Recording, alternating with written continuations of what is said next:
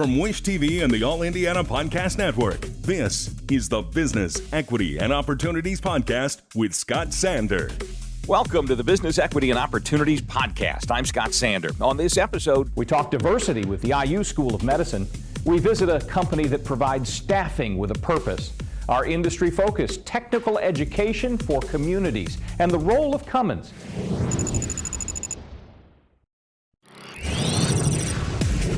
Welcome back to Business, Equity, and Opportunities. And this week in business, the IU School of Medicine is the largest medical school in the country. Its leaders pledge to make sure its staff reflect the communities the school serves. To that end, the school just made an important appointment. This is Business, Equity, and Opportunities. This Week in Business. Dr. Shimon Neal is the new Executive Associate Dean for Diversity, Equity, Inclusion, and Justice, and the Chief Diversity Officer for IU School of Medicine. It's a lot to fit on a business card, and she's up to the task. First and foremost, I'm a mom and a wife. I have 6 children, and they range in ages from 14 to 29. And I'm also a wife. My husband's name is Vincent, and I'm a native of San Diego, so I'm from California, but I've been in Indiana for quite a while. I've been here since 2006. So I've had a little bit of time to be here. I am an outdoor person. I really love the outdoors. I love swimming. Growing up in California, spent a lot of time in the ocean, so I've been able to kind of connect to my California roots by doing triathlon. So I like to try to be a triathlete. When I was younger, I originally wanted to be a veterinarian, and then I had an experience in high school where I kind of volunteered or did a work study in a veterinary clinic, and I did not like it at all. And so I thought, maybe I will, take this love for science and medicine to people. And definitely in people, I found, the thing that I was looking for. I went to medical school in Chicago. I went to the University of Chicago, Pritzker School of Medicine. And then I went back out to California and needed to come back to the Midwest. So I completed my residency here in OBGYN. And I went out and practiced in the private community for a little while. I worked at Community North. And then I've always really been drawn to academic medicine. I really enjoy teaching. I think the best job you can have is to be on a college campus. And so I've always been drawn to the college community. And I've always seen myself as being part of an academic environment. And so that's what really brought me back here. So the position that I will start on the 1st of February is to be the first Executive Associate Dean for Diversity, Equity, Inclusion, and Justice, and the Chief Diversity Officer. This is a new pillar for the school. Diversity, equity, inclusion has always been a part of pretty much everything that we do at the School of Medicine. And now the work that we've done has just grown so much. We are the largest medical school in the country. We have 9 campuses. And as you can imagine, as we've, expanded our work in the space of DEIJ, there needs to be an executive presence to help align all of those efforts. So for us, it's about aligning the great work that we're already doing and thinking about the future and our strategy for the future to continue to grow that work and to really be leaders in this space. Diversity, equity, and inclusion is really important for businesses because we have a lot of complicated questions to learn. We're really making big strides and changes in technology, and we need to leverage the perspective of a lot of different people to solve our biggest problems. Healthcare is not immune to that. We have some very large challenges in healthcare, and we need to be able to leverage all the talent that we have and not just small portions of our talent. Another really important thing for businesses in particular is that there has been a lot of work over the past several years that has shown that businesses that leverage DEIJ are more competitive. they're more stable financially, they have better longevity, and they're more able to compete in the global marketplace. And so for a business to be relevant and to thrive now, they have to have a diverse workforce. You just can't compete without that. Our engagement with our community is incredibly important. They really help us to understand what is important to the community, what is relevant, what are the biggest issues in our community. As a healthcare or a school that teaches people in the healthcare industry, the people in the community are our priority. They're our biggest stakeholder, and it's really important that we are able to meet the needs of the community. There's a lot of work that shows that healthcare organizations that have clinicians that reflect the populations that they serve have better outcomes. And so we're responsible and beholden to the patients and the people in all of our communities in Indiana. My spark is the potential of other people. I think every human has the right to get the tools they need to reach their full potential. And in this role, I think that I will be able to really live into that by helping our students, our trainees, and our faculty and researchers and scientists and all these people that are really striving to live into their full potential so that they can solve these big problems in our communities. And I want to be a part of that. That excites me to no end. That is what I'm here for. And so I'm incredibly excited to be able to leverage that passion in the role that I'll be in. When it comes to running your business day to day, as you assemble the right team of employees, it may pay to consider turning to the professionals. This is Business, Equity, and Opportunities, running your business day to day. Zeph Morales is the CEO of the Morales Group, a mission-focused staffing and talent sourcing agency. The group believes that people strategy should be transformational, not transactional. Yeah, so Staffing 101 is we're basically a middle person in between the company and the talent. And so we serve as a bridge between companies looking for staff to ramp up employment. And we're also kind of a in-between talent provider to those looking for a job, so we can help them find work. So we are kind of in the middle between the employee and the employer, and we serve as a bridge to help kind of connect the two. There's a lot of challenges right now, but I'd say in particular just finding talent. There's been this great resignation. There's been a disruption with COVID. And so trying to find talent, there's been a lot of baby boomers who exited the workforce. You had a lot of people just try to reconfigure what life's going to look like for them post-pandemic. And so trying to find talent, trying to retain talent, it's just been a huge challenge for employers trying to access the right type of talent for their company. And so we serve as kind of that bridge in between. But the war for talent, or the challenge that's going on right now, it's significant in the market. It's one thing to get them, but to keep them and hold on to them for a long time in an age where you have a lot of free agents and you can move around, and the market was looking for talent. You've got to be more competitive in trying to retain and engage. So some of my advice would be create pathways for different opportunities for people to develop. So your development and retention plans need to be in place, and you just need to be really strategic about how you attract and then retain some of the newer talent today. They're looking for different options. They want flexibility, to maybe work from home, or they want kind of a hybrid work-life balance. So it's very different. You have to be adaptive. You have to be accommodative. But it's a good challenge for employers right now trying to retain talent. We have the Passport program. It's a way to personally develop. We're a globally diverse company, and so you get this actual physical passport, not the actual passport in hand, but you get to get these stamps and you develop yourself professionally, and you also get stamps for serving in the community. And again, that's another way where we've kind of gamified the aspect of development and retention.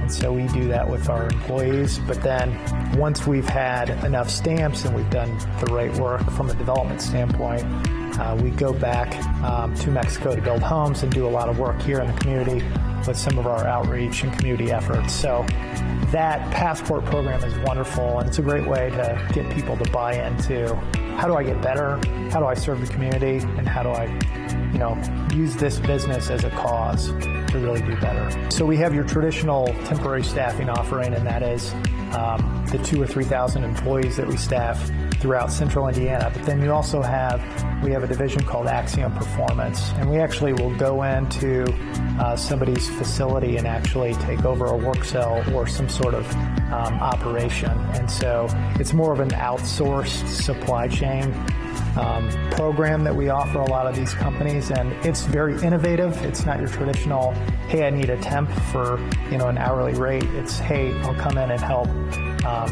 not only run your program, but manage and help find ways to save you costs. So it's an innovative solution from our standpoint.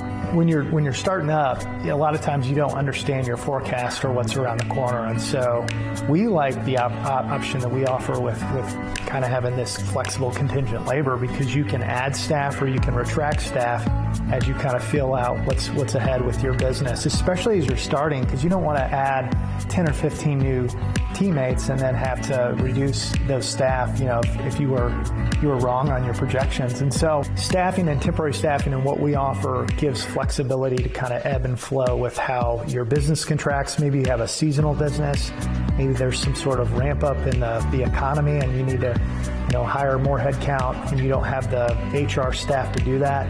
That's where I think we come in and help new businesses when they're trying to figure out their optimal headcount.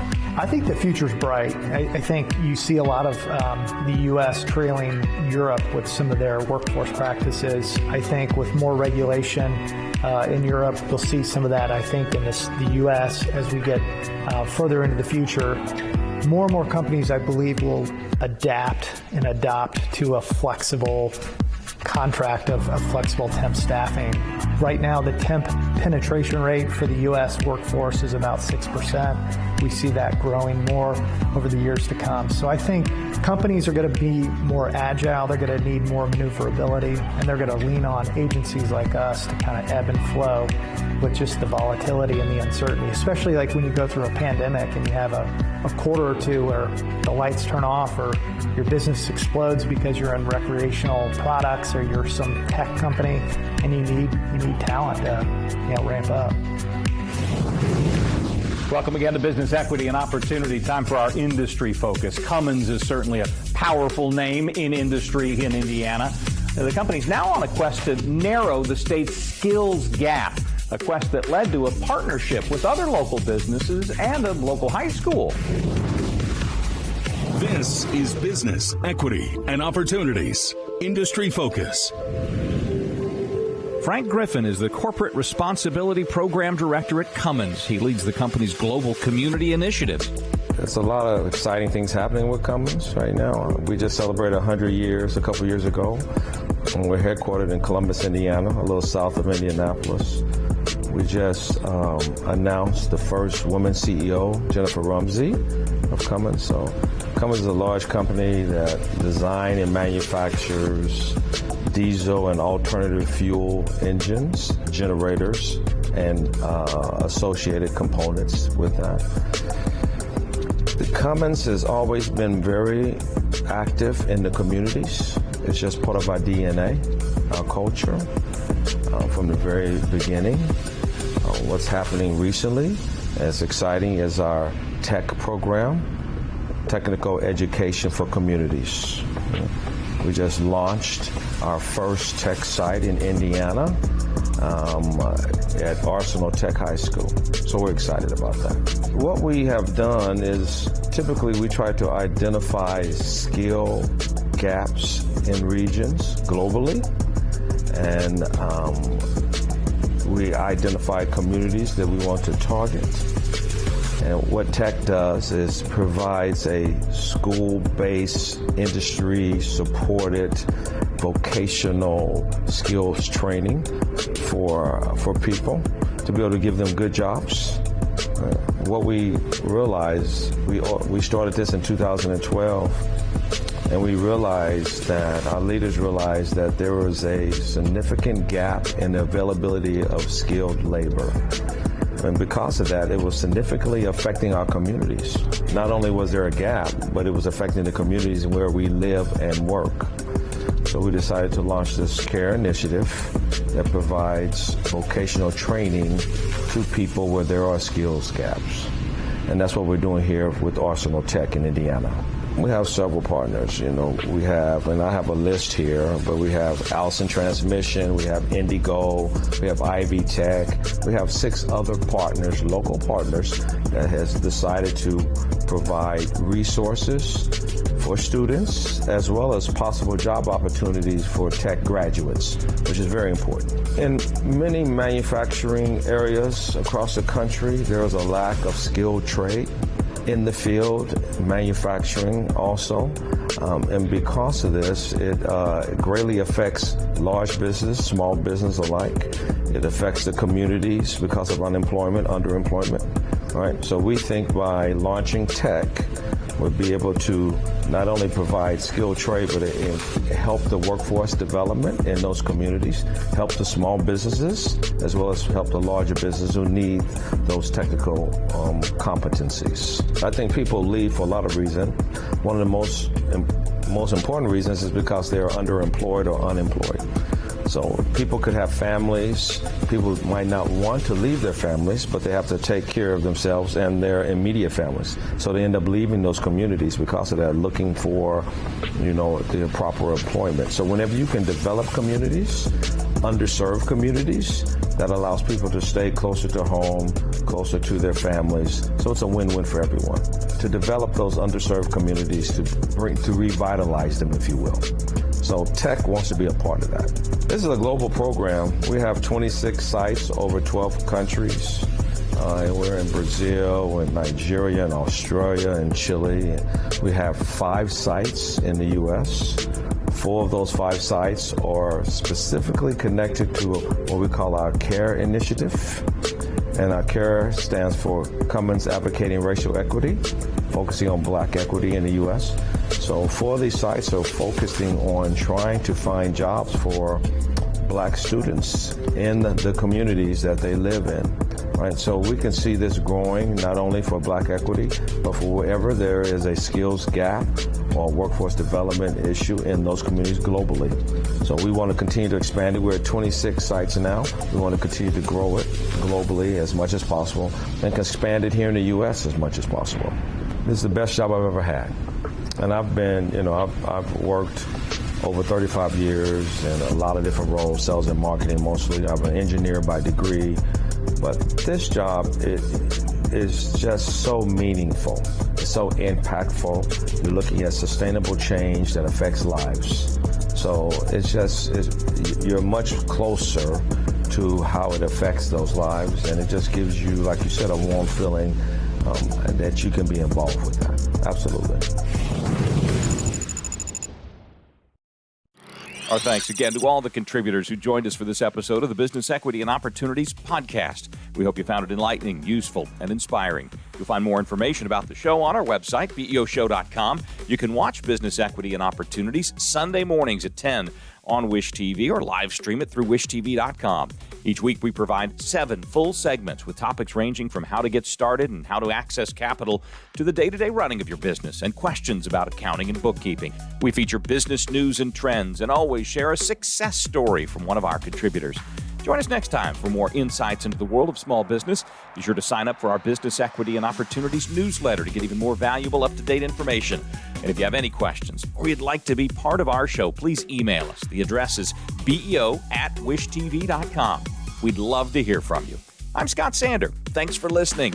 Watch the Business Equity and Opportunities show on Wish TV and access all of our content and share it on demand anytime at BEOshow.com. You can find more podcasts from Wish TV on the All Indiana Podcast Network at allindianapodcastnetwork.com. Every business is unique and has a target audience. If you own or manage a business, Circulus Digital Media can help you connect and grow your customer base with turnkey digital solutions that are nimble, offering best-in-class results, service, and support to reach a bigger customer base, allowing you to pinpoint a specific audience down to the smallest details. Get outside the city, the state, span the globe. Put Circulus Digital Media to work for you. Get started now at circulusdigital.com. That's circulusdigital.com.